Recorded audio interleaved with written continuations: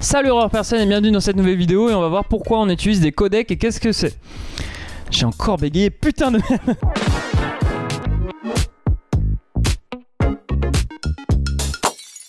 Les codecs, c'est un format numérique qu'on utilise dès lors qu'on exploite une vidéo ou du son sur un outil informatique. Dès lors que vous voyez .mp4, .mov, .rom, dès lors que vous voyez ce genre de terminaison, c'est un codec. Et à quoi ça sert un codec? C'est un langage informatique pour différentes photos. Et pourquoi on exploite différents langages? Parce que différents langages, comme dans la vraie vie avec différentes langues, on peut, avec certaines langues, décrire certaines choses et d'autres qu'on ne peut pas décrire. Il y a des mots qui n'existent pas pour employer certains termes. Donc, des codecs sont plus ou moins poussés dans la même logique pour pouvoir peser plus ou moins lourd le fichier. Je m'explique. Si vous utilisez un fichier .mov tandis qu'un fichier MP4, le fichier .mov sera plus lourd que le MP4.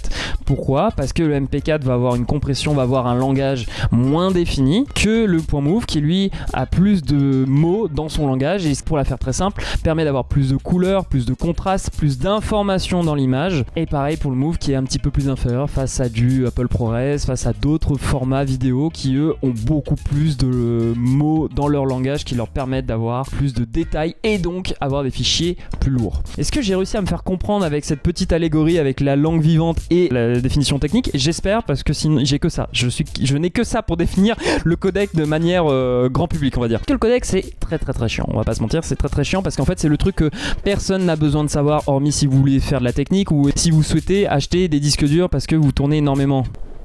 Genre moi par exemple, voilà, c'était ça la blague. Oh là là là là. Même après une pause de 2 mois, les blagues elles sont toujours pas drôles, putain c'est terrible.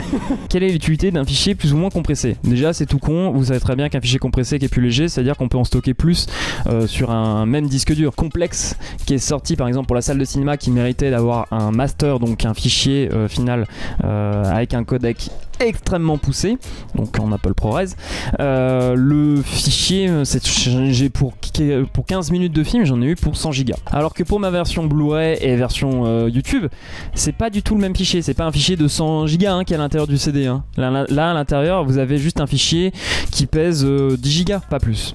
Donc ça permet de pouvoir mettre tout de même le même film sur différents supports, mais comme certains supports méritent plus ou moins de qualité, un cinéma mérite avoir quasiment le fichier en la meilleure qualité possible parce que au cinéma on va tout de suite voir les imperfections dans l'image, parce que oui, dès lors que vous compressez plus un fichier vidéo, vous allez faire apparaître des imperfections. On a moins de nuances dans les noirs et dans les blancs et dans toutes les autres couleurs. On regroupe certaines informations de l'image. Là derrière moi, j'ai du bleu et du rouge qui restent fixes tout le long de ma vidéo. Il n'y a que moi qui bouge régulièrement, qui va créer une vraie différence dans le fichier vidéo. Dans la compression que j'ai utilisée cette vidéo, je l'exporte en MP4. L'MP4 va dire dans son langage que de 0 secondes à 20 secondes, tout ce carré là n'a pas bougé de la vidéo, et ben du coup tu me mets exactement le même. Ça coûtera beaucoup moins l'information que juste dire à chaque image par seconde tu re-encodes toute l'image, tu redis ça c'est rouge telle couleur, ça c'est rouge telle nuance, telle nuance, telle nuance, telle nuance, telle nuance, telle nuance, ainsi de suite pour tous les pixels, toutes les images, toutes les secondes. De toute façon ça sert à rien d'encoder plusieurs fois exactement la même image, c'est la même. Et c'est une raison de pourquoi sur internet, dès lors que vous regardez de la 1080p sur YouTube,